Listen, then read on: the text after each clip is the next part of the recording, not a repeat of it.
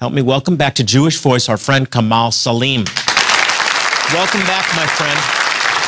Thanks for coming back.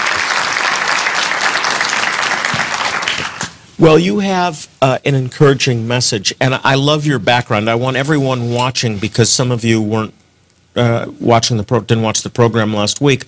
Our guest today is actually a former Muslim terrorist sent here to the United States to infiltrate. God touched you, changed your life, and now you're serving Him, proclaiming the Word of God. And I'm so happy to have you back. Amen. To God be the glory. It's awesome. Thanks for having me. It's awesome. Well, you bring some encouraging words today because you believe that there's victory for God's people. I want you to talk about Psalm 83 because you see a prophetic fulfillment there that involves Muslim nations turning against Israel. God is moving with His agenda. In Psalms 83, we found out that God, has realized what the Islamists are doing, and we found, in Psalms 83, the 10 Muslim groups come together, just like when you see in the fourth, in the book of Daniel 7 and 7, which is the fourth beast. You find on that beast, there's 10 horns. The 10 horns are coming to arise right now, and they will set standard, and they will make confederacy against Israel. And they said, let us move together and destroy Israel from the surface of the earth. And they made a Talmud together. So they are organized, orchestrated, and well-funded, and plenty of weapon galore to destroy Israel. And what happened is, in here, we found that Israel is, as a sovereign country, God says that He will move on the heart of all, the Edom, the Assyrian, the Hagarite, the Ishmaelite, all of them, and they will come together, but God will come against them and defeat them over there.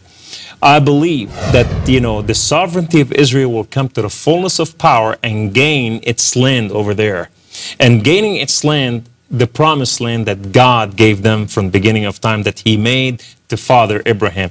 God says, heaven and earth may pass away, but not one word. Everything, that He said, it has to come be accomplished. And He said, the promise He said, I will give to your children from the Euphrates, from the Nile all the way to the Euphrates.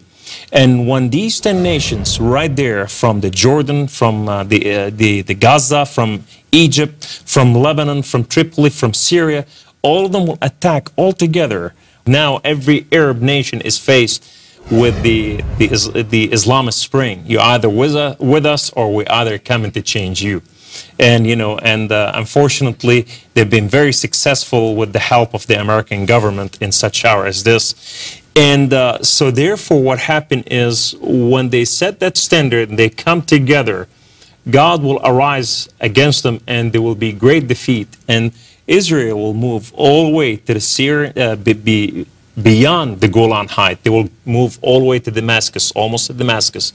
They will move all the way to Beirut in Lebanon and beyond, and to the mountains of Lebanon, to Jubail. It's encouraging because Israel is really experiencing probably the greatest threat as a nation since the 73 war.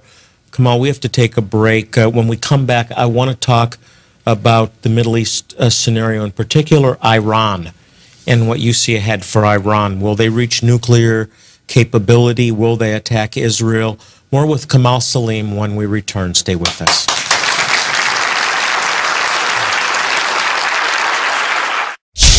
Why are we hated so much?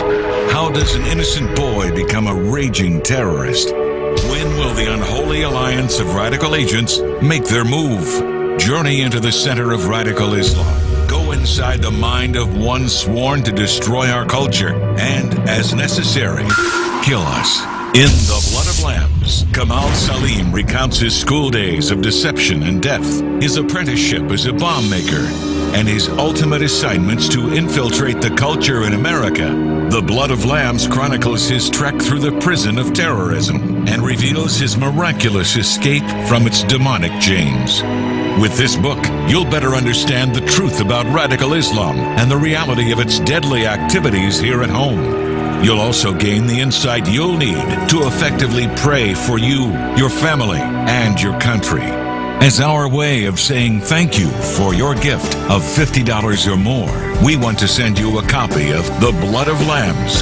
Your gift will ensure that urgently needed medical care will reach hurting Jewish people in some of the most remote places on earth, and they will hear the truth of the Messiah. We also want you to have this powerful DVD, Radical Islam, What You Need to Know.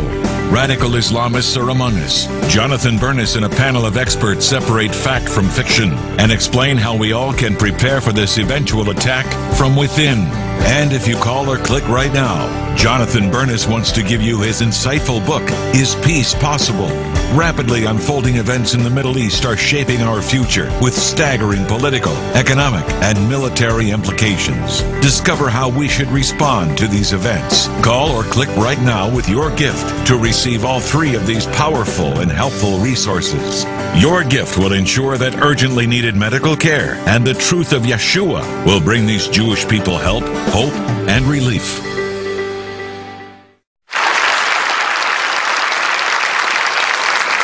Welcome back to Jewish Voice. I'm Jonathan Bernis, and if you just joined us, I'm talking with Kamal Salim, a former Islamic terrorist and the author of this riveting book, The Blood of Lambs. What an amazing testimony. I want to touch on that before we talk about Iran. You actually were sent here to infiltrate the U.S. with the Islamic agenda. Correct. But God had other plans and changed your life. I want you to just talk about that for a moment. And the thing that's also so amazing is that you now love Israel, a former Islamic terrorist who now loves Israel. That's God, don't you think? So talk about how this happened. I think it's awesome. You could not be a true Christian without loving Israel. Amen. Because the Messiah, he is a Jew, and he is the head of the Jews, and God sent him for such time as this. And when you read the Bible and you see what God did with Israel for his glory, and you see the Messiah came to save Israel, then Messiah came to us is because if you really see Jesus Christ for the first time in your life, and I did have an encounter with him, you will see a true Jew standing before you right there. Amen. That he did not wonderful. change his identity, his citizenship, or his name. Wonderful. Well, talk about your mission. When you were sent to the United States, what was your mission? I was here in 1985. We were working in jail system, we were working in different places, and we were changing the American culture. We're seeing people converting to Islam, you know, and we're seeing, leaders, in colleges, universities, and political leaders, lawmakers, are now start getting paid by Islam, and we start, reaching into them, and they sold their soul for the mighty petrodollar. And so therefore what happened is we start having our alliances, unholy alliances we made with American people, alliances that we will protect them, will help them, in many different places, and expand their territory, for the purpose of Islam. But what happened is I had a car wreck, and the car wreck was so severe, and I met 3 men that day. The man who helped me on the street, and the man in the hospital, he's the orthopedic surgeon, and then the man that had a physical therapy. And little did I know that all of them belong to one Christian group, Bible, cell, that they're studying together, and it's Christian Businessmen Association, and I was set up. Cell. It is a cell. They're terrorists. They terrorize Satan.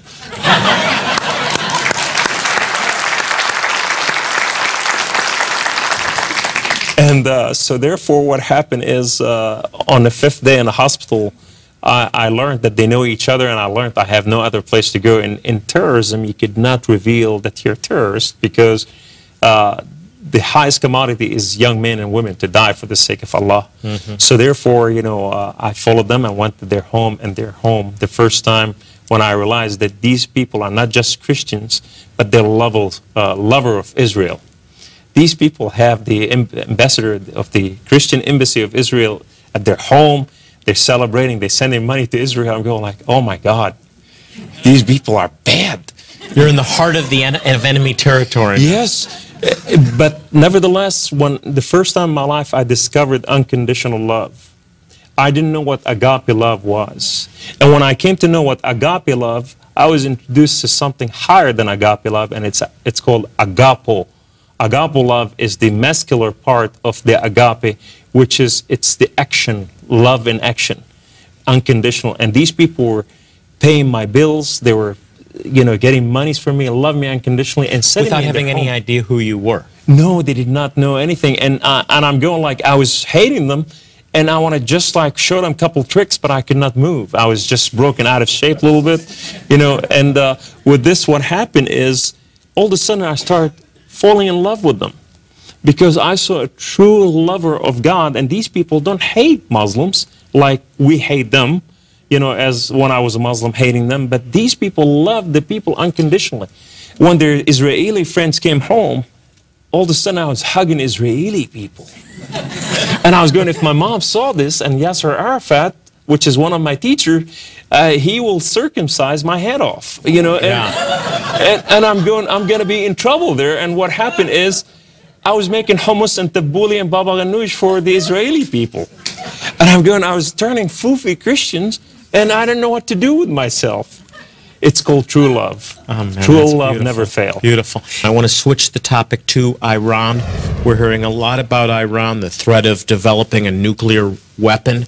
Ahmadinejad, the Iranian president, has said when we have nuclear capability, we will wipe Israel off the map. Now, you see something different. You see a war, we were talking about this before, between Iran and Saudi Arabia, which is kind of out of left field, because we're looking at Iran and the threat to Israel. I want you to help us to understand that. The highest, you know, the most dangerous thing to Iran is Saudi Arabia, and vice versa. Saudi Arabia is Iran. And today the battle is over the oil. Who's going to control the power of the oil? Because if you read in the Bible, in Revelation 17, when a harlot was coming from the eastern desert, you know, that, you know, came from many waters, you know, that dwells on in the desert, what happened?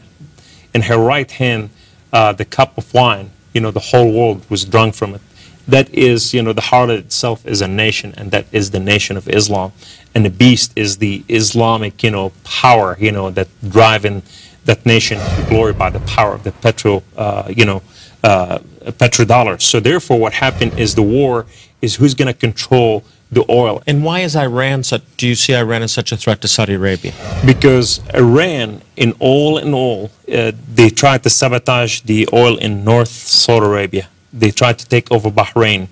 They tried to they took over Lebanon, the government of Lebanon, you know, with Hezbollah. They took over the Gaza strips, you know, they financed the Gaza, you know, which is the Hamas. So we're seeing, you know, battle, who's going to control who, which group.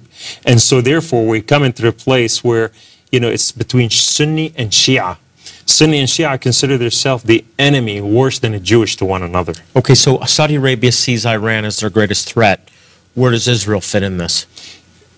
Israel, on the other hand, what happened is, in order for the Arabs to move forward, they have to finalize, you know, there's going to be a showdown between Iran and Saudi Arabia, and before they hit Israel. Before Iran hit now, Israel, that's they will hit interesting. Saudi If it Arabia. happens, you heard it here first.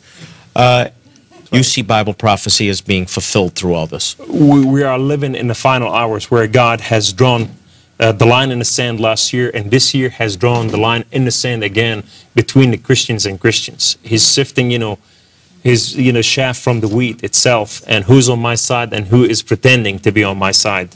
And so what we're seeing also, we're seeing that it's coming to the 6 days before the judgment of the Lord, the day of judgment, which is, you know, the 7,000, you know, years, you know, that God talked about, you know, the years of 1 year of mankind, you know, of God is equal to 1,000 years, you know, and whatsoever. So we come into the place where all these things must happen for one purpose, that God, that everybody may know that He is God, creator of heaven and earth, and He is sovereign over all things. And the reason why Israel, He's defending Israel, because He is the God of Israel, and His word does not return void.